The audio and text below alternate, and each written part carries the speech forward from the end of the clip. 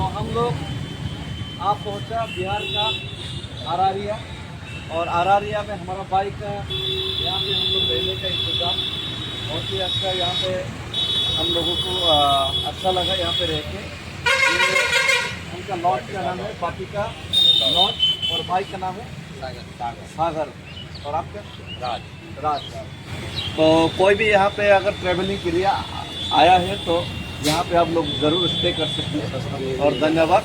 और ख़ास करके त्रिपुरा नॉर्थ ईस्ट का लोग जो भी यहाँ से हम लोग तो पैदल से जा रहे हैं, तो कोई भी घूमने के लिए अगर आया, एक्सप्लोर करने के लिए आया, तो यहाँ पे रह सकते हैं। और बहुत ही फ्रेंडली है हमारा सागर भाई। थैंक यू, बहुत ही अच्छा लगा।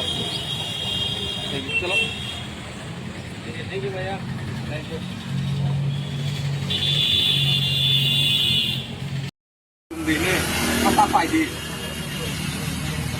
आरंता टपिक सिन खालि गोबां मा दङ।